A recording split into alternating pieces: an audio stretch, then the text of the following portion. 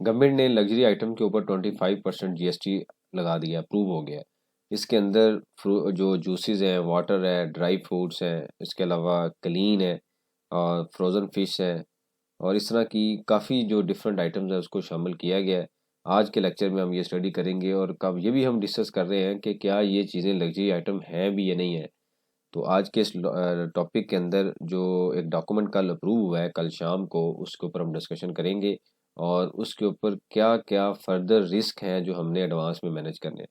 तो आप देख रहे हैं प्रैक्टिकल लर्निंग हाउस, मैं हूँ फ़हीम महबूब। वापस आते हैं टॉपिक की तरफ। तो कल हमने एक डॉक्यूमेंट मैंने जो ग्रुप था उसके अंदर भी शेयर किया, जो स्टूडेंट प्रॉपर क्लासेस लेते हैं उनको भी मैंने शेयर किया और उसके अंदर आप देखें तो 18 मार्च को 8 मार्च को एक डॉक्यूमेंट इशू हुआ है जो SRO 2971 है। तो ये 2023 में इसको यानी कि कल की डेट में इसको अनाउंस किया गया है। उसके अंदर एक जो वर्ड यूज़ हुआ है कि जी 25% जीएसटी है ऑन इम्पोर्ट वैल्यू, यानी कि इम्पोर्ट्स अगर आप इस प्रोडक्ट्स की करेंगे तो उसके ऊपर 25% जीएसटी अप्लाई होगा। तो फर्दर ये कहा गया है कि import and supply thereof. अब इसमें एक लीगल इशू है जिसको हम डिस्कस करेंगे।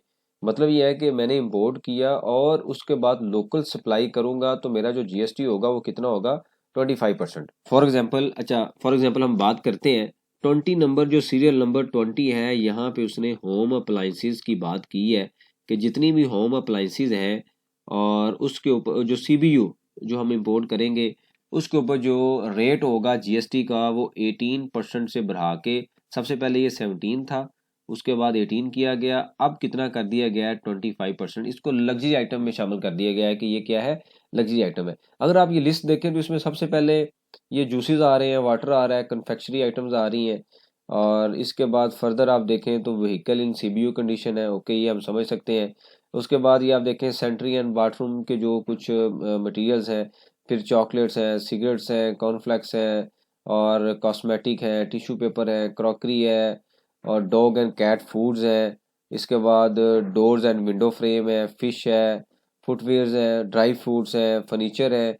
तो ये डिफरेंट तरह के आइटम शामिल की गई हैं। ये सारे उनके एचएस कोड हैं जो कस्टम पे अवेलेबल है। तो इसमें कुछ चीज़ें तो हम समझ सकते हैं कि ओके ये एक आम बेसिक नेसेसिटी की चीज़ें नहीं है, लेकिन कुछ चीज़ें ऐसी हैं जो बेसिक नेसेसिटी में फॉल करती हैं या इवन लग्जरी एटलीस्ट वो नहीं है, बेसिक नेसेसिटी में नहीं है तो लग्जरी भी नहीं है, लेकिन एनीवेज उनको शामिल कर दिया गया है क्योंकि वो जो सोचा जाता है उसको कुछ टाइम के बाद हमारे ऊपर इम्प्लीमेंट कर दिया जाता है और इस वजह से हम इस सिचुएशन में हैं। अच्छा, अब ये आते हैं होम अप्लाइंसेस के ऊपर। अगर होम अप्लाइंसेस की हम बात करें तो इन्होंने 20 नंबर सीरियल नंबर पे होम अप्लाइंसेस और सीबीयू की बात की है, प्लस आगे उन्होंने कस्टम के जो कोड हैं वो लिख दिए हैं कि जो जो जहाँ पे जब हम इंपोर्ट करते हैं तो इस कोड के मुताबिक उसकी टैक्सेशन होती है, मतलब ड्यूटीज अप्लाई होती हैं। लेकिन एक इन्होंने पॉइंट यहाँ पे लिखा है कि table 1 import and supply thereof. अब इसका क्या मतलब है? इसका मतलब ये है कि फॉर एग्जांपल एक मिस्टर ए है, मिस्टर ए ने कोई भी एक जो प्रोडक्ट है जो वहाँ पे फॉल कर रही है, लेट्स से एसी इंपोर्ट किया है और इंपोर्ट स्टेज पे जो टैक्स है ना वो 25% पे कर दिया एज पर ये जो रिवाइज रूल हमारे पास आया सो कार्ड। उसके बाद हम आते हैं कि जी जब इसको यहाँ पे ला के इन्होंने सेल किया लोकल मार्केट में, तो इन्होंने चूंकि यहाँ पे ये इनपुट टैक्स पे किया है तो जो आउटपुट टैक्स होगा वो भी कितना चार्ज करेंगे, 25% ही चार्ज करेंगे। ऑब्वियसली वो वैल्यू एडिशन भी अपनी ऐड करेंगे और उसके ऊपर 25% चार्ज करेंगे। फॉर एग्जाम्पल यहाँ पे 1 लाख के ऊपर उन्होंने 25% दिया हो तो यहाँ पे हो सकता है वो 1.5 लाख का बेचें तो उसके ऊपर 25% चार्ज करेंगे। तो ये तो हो गया हमारा रूल क्लियर कि import and supply thereof. मतलब ये नहीं है कि इनपुट टैक्स यहाँ पे हम 25% दें और आउटपुट हमारा 18 ही रहेगा, ऐसा नहीं है। मतलब ये है कि इस लिस्ट के ऊपर 25% जीएसटी लगा दी है, ये अब कंफर्म हो गया और हिस्ट्री में ऐसा नहीं हुआ कभी कि परसेंटेज 17 से अचानक बढ़ा के, यानी कि एक ही बार हम 8% बढ़ा के ऊपर निकल जाएं। तो अब आप ये देखें कि हम 25% जीएसटी दे रहे हैं, फिर इनकम टैक्स दे रहे हैं, सारे टैक्सेस को मिला के 45% तक हम टैक्स दे रहे हैं। अगर कोई बड़ी कंपनी लेवल पे है तो 50% तक भी टैक्स दे रही है, लेकिन उसके बदले में हमें चीज़ें क्या मिल रही है आपके सामने है। एनीवेज ये लेक्चर का जो हमारा डिस्कशन का पर्पज़ नहीं है। अच्छा जी, अब पॉइंट ये है कि जी मैंने जब ये इम्पोर्ट किया तो आप इसको समझने के लिए सिर्फ एक एग्जांपल मैं आपके सामने रखता हूँ कि जब भी आपने कोई चीज़ स्टडी करनी हो इस तरह की तो आपने किस तरीके से उसको क्रिटिकली देखना है। फॉर एग्जांपल मैं ये कहता हूँ हम कोड लेते हैं 8414.51 की उसने डिस्कशन की है। उसके बाद हम क्या करेंगे, इस कोड को सर्च करेंगे कस्टम के टैरिफ पे जाके, ठीक है, कस्टम पे टैरिफ पे हमने ओपन किया वहाँ पे हम कहते हैं 8414, हम लिखते हैं यहाँ पे 8414.515120, ये हमने लिख के इसको सर्च किया तो हमारे पास ये आ गया जी पेडिस्टल फाइन है। ये अगर आप लोकल बनाएंगे और लोकल सेल करेंगे तो क्या 25% है। इंपोर्ट का तो मुझे कंफर्म हो गया कि भाई मैं अगर इंपोर्ट करता हूँ पेडिस्टल फाइन तो मुझे 25% जीएसटी देना है। तो अगर ये तो हो गया इंपोर्ट की एग्जांपल, लेकिन अगर यही मैं जो फैन है लेट्स से ये मैं एक कर रहा हूँ इंपोर्ट सीबी यूनिट यानी कि कंप्लीट बिजनेस यूनिट बना बनाया फैन मैंने लिया 25% टैक्स दे दिया और आगे इनपुट भी मेरा 25 है आउटपुट भी 25 है। लेकिन अगर फैन का मैं रॉ मटेरियल इंपोर्ट करता हूँ तो उसकी जो सप्लाई है बाद में लोकल सप्लाई है, क्योंकि बना रॉ मटेरियल इंपोर्ट करने के बाद मैंने सीबीयू ही बनाना है ना, कंप्लीट बिजनेस यूनिट बनाना है। तो क्या जो लोकल सप्लाई करूंगा मैं 25% चार्ज करूंगा या 18% चार्ज करूंगा, अब ये क्वेश्चन है, क्योंकि ये बहुत बड़ा रिस्क है, क्योंकि ये स्ट्रेटजी चेंज है कि मैं आज ही अगर 18% लगाना शुरू कर दूं लेकिन एक्चुअल में 25 हो तो इसका मतलब ये है कि तकरीबन 7% जो टैक्स है मैं कम पे कर रहा हूँ। तो ये एक बहुत बड़ा रिस्क है और कंपनी लेवल पे चूंकि ये कस्टमर को चार्ज होता है और ये रिवर्स नहीं होता, वन टाइम ये जो लीवी है ये कस्टमर पे कर देता है, ये रिवर्स नहीं होता है, पब्लिक की मनी है वहाँ पे चली जाती है, वो पे करते हैं खत्म हो जाती है। तो ये 7% क्या कंपनी पॉकेट से जमा करवाएगी। इस चीज़ के ऊपर काफ़ी क्वेश्चन आए।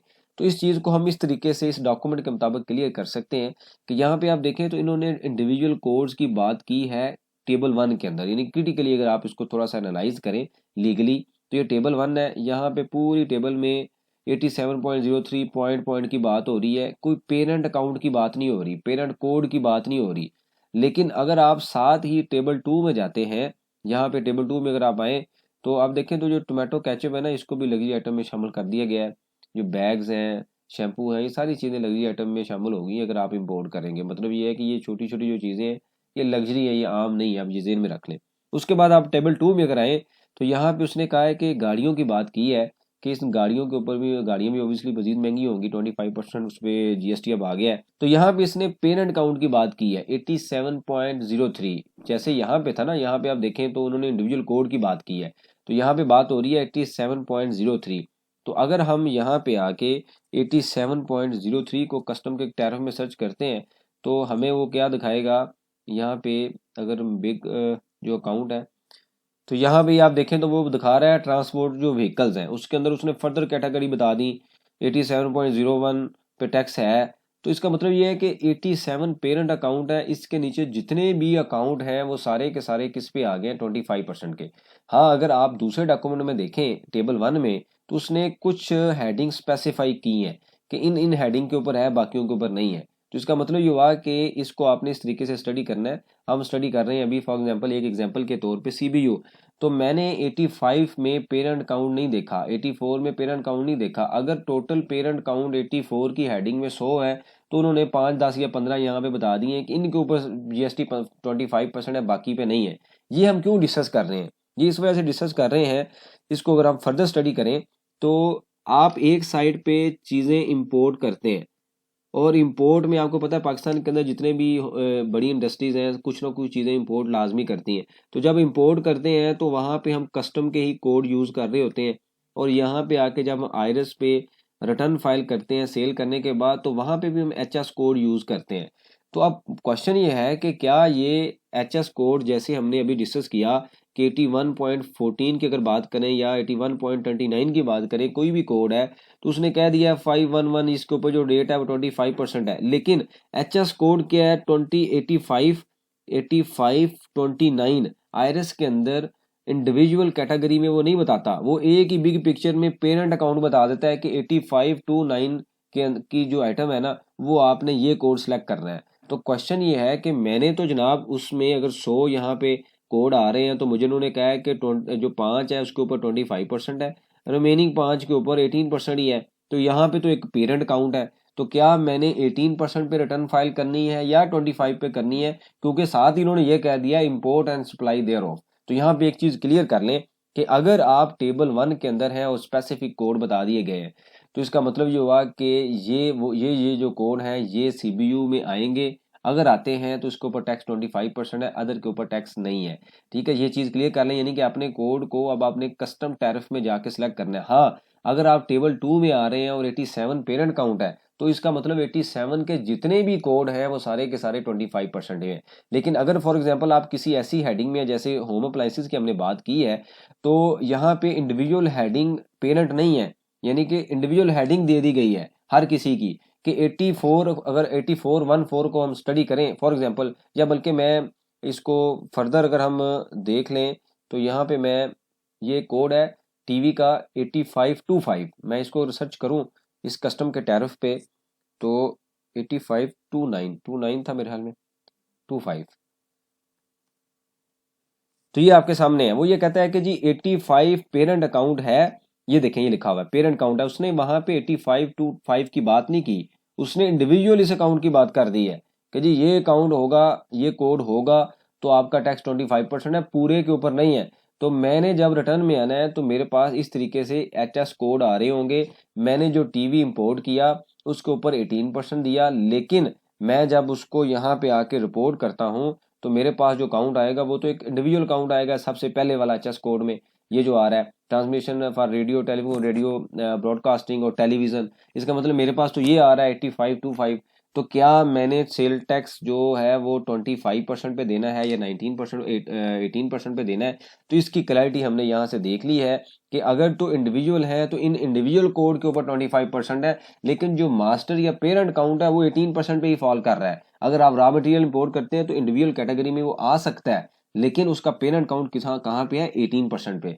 तो इसी एग्जाम्पल को कंटिन्यू करते हुए हम जब टेबल 2 देखते हैं तो वहां पे आप देखें तो वो ये कह रहा है 87 पेरेंट अकाउंट, मतलब ये है कि इसके अंदर आपने आईरेस पे भी 25% रिपोर्ट करना है, और उसके बाद जो कस्टम के रूल्स हैं उसके मुताबिक जब इंपोर्ट करेंगे फिर भी 25% रिपोर्ट करेंगे। तो मतलब ये हुआ कि ये तो मेरा क्लियरिटी होगी, लेकिन यहाँ पे जैसे हमने देखा कि इंडिविजुअल पेरेंट अकाउंट पूरे की बात नहीं हो रही, उसमें से कुछ सिलेक्टेड जो कोड है उसकी बात हो रही है।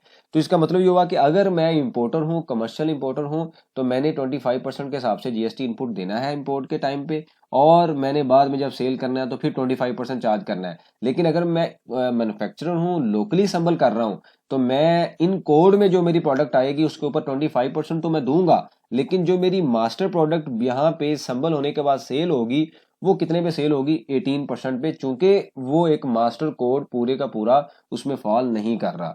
ये भी पॉसिबल है कि कुछ आपकी आइटम 18 पे हो, कुछ 25 पे हो, पॉसिबिलिटी है, लेकिन बाय डिफॉल्ट वो जो प्रोडक्ट आपकी है वो पेरेंट अकाउंट पूरे का पूरा 25% पे नहीं है, तो इस वजह से आपने 18% पे रिपोर्ट करना। ये लीगली पॉइंट है, टेक्निकल पॉइंट है। अपने अपने बिजनेस को अगर आप इस कैटेगरी में फॉल कर रहे हैं उसको रिव्यू करें, चेक करें, कस्टम टैरिफ पे, आईरेस पे, कोड को मैच करें। अदरवाइज होगा क्या कि आप 18% के हिसाब से फाइल करते जाएंगे, लेकिन एक्चुअल में 25 होगा, वन फाइन डे आपको नोटिस रिसीव होगा और पेनल्टी के लिए रेडी रहे।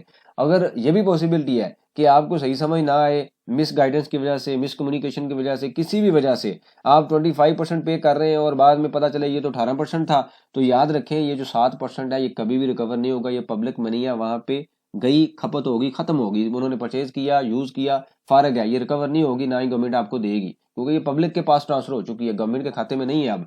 जिस वजह से याद रखें ज्यादा टैक्स कभी रिकवर नहीं होगा पे किया हुआ, और जो कम टैक्स है उसके ऊपर आपको पेनल्टी आ जाएगी। तो इस डॉक्यूमेंट को थॉरोली रिव्यू करें, कस्टम टैरिफ को रिव्यू करें। अगर आप इस बिजनेस में फॉल कर रहे हैं तो ये आपके सामने अवेलेबल है, गूगल पे लिखें HS कोड कस्टम, वहां पे देख के सर्च करें। क्या आपकी जो प्रोडक्ट है जैसे ये वाली है, इन एक एक कोड को देखें, इस कोड को जाके HS कोड जो FBR के हैं, आईरेस के अंदर जब हम रिपोर्ट करते हैं इनवाइस, तो वहां पे भी हम HS कोड सेलेक्ट करते हैं, क्या उनके साथ कोई कनेक्शन बन रहा है, उस कनेक्शन को जो अभी लेक्चर में हमने डिस्कस किया इसके मुताबिक वैल्यूट करें, उसके मुताबिक जो GST वो चार्ज करें, ताकि आप किसी भी किस्म की एक्स्ट्रा पेमेंट या पेनल्टी से बच सकें। इससे रिलेटेड कोई क्वेश्चन वो मेंशन कीजिए, उसके ऊपर हम डिस्कशन करेंगे। और याद रखिए अब हम लग्जरी आइटम में फॉल कर चुके हैं, अगर आप टिश्यू यूज कर रहे हैं तो वो भी लग्जरी आइटम है। थैंक यू वेरी मच, जज़ाकल्लाह।